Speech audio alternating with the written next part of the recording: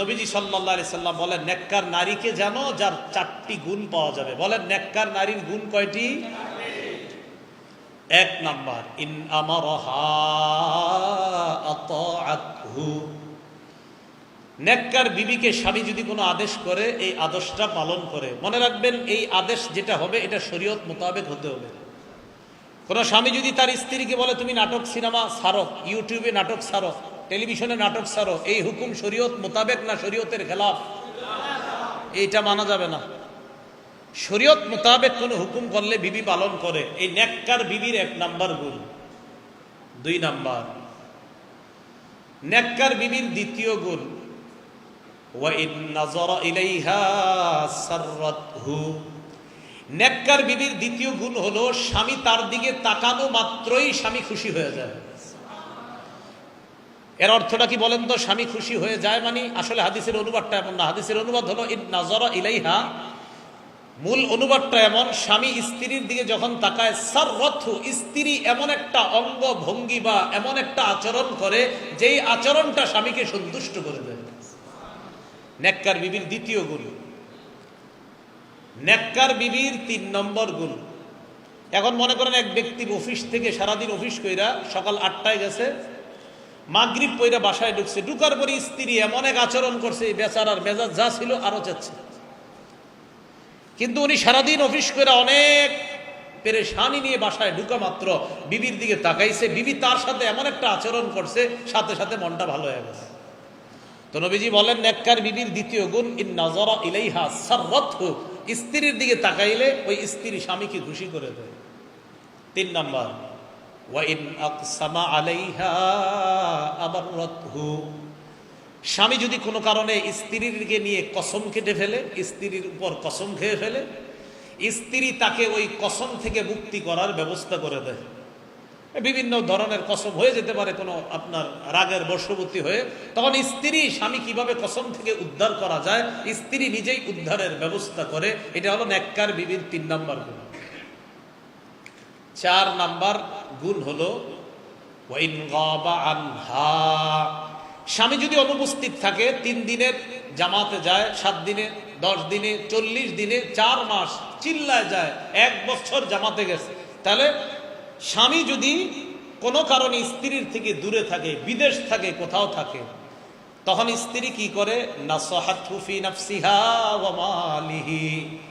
তখন স্ত্রী নিজের সতীত্ব আর স্বামীর সম্পদের ব্যাপারে ওই স্বামীর কল্যাণকামী হয়, নিজেকেও হেফাজত করে, স্বামীর সম্পদকেও হেফাজত করে। বুঝে থাকলে বলেন তো, নেককার বিবির কয় গুণ বলছে নবী? 1 নাম্বার, আদেশ করলে পালন করে। 2 নাম্বার, তাকাইলে খুশি করে দেয়। 3 নাম্বার, কসম করলে এই কসম থেকে উদ্ধারের ব্যবস্থা করে। 4 নাম্বার, স্বামী যদি কোনো কারণে অনুপস্থিত থাকে, ওই স্বামীর অনুপস্থিতিতে নিজেকে এবং স্বামীর সম্পদকে হেফাজত করার ক্ষেত্রে স্বামীর কল্যাণকামী হয়। আল্লাহ যারা এখনো বিয়ে করেন নাই তাদেরকে যেন এই জাতীয় একটা মেয়ের ব্যবস্থা করে দেন। এই জন্য নিজেরাও তৈরি হন, আপনারা ওরকম হতে হবে, তাহলে আল্লাহ ওরকম মিলিয়ে দিবে। আল্লাহ কবুল করেন। এই পৃথিবীর মধ্যে একজন নেককার বিবির চাইতে শ্রেষ্ঠ কোনো সম্পদ নাই। মুসলিম শরীফের হাদিসটা আরেকটু ক্লিয়ার, 3535, 3535 কত হয়?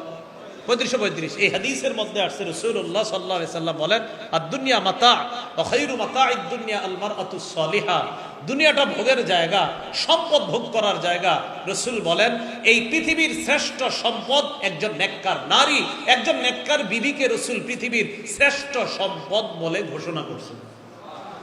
তাহলে বলেন তো, নারীর মর্যাদাকে ইসলাম কম দিল না বেশি দিল?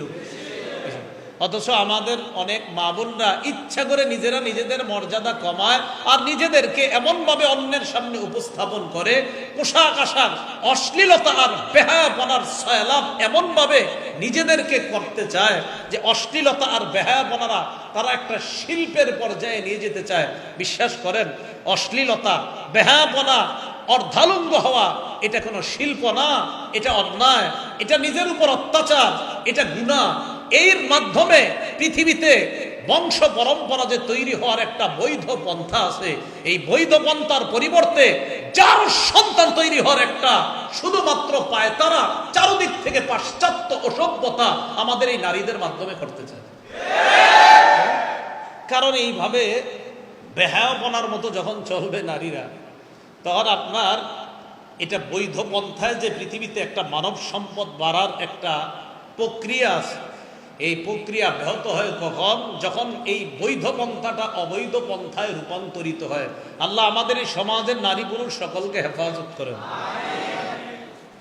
তো পৃথিবীতে নেককার নারী পুরুষের মাধ্যমে একটা পরিবার গঠন যখন হবে, তাদের সন্তানগুলা নেক হবে। এখন কথা হলো, আপনার নেক বিবির জন্য আপনার কি করণীয়? আমাদের করণীয় হলো দোয়া করা। বলেন কি করা? দোয়া করা। আল্লাহ পাক রব্বুল আলামিন আমাদেরকে দোয়া শিখিয়ে দিয়েছেন।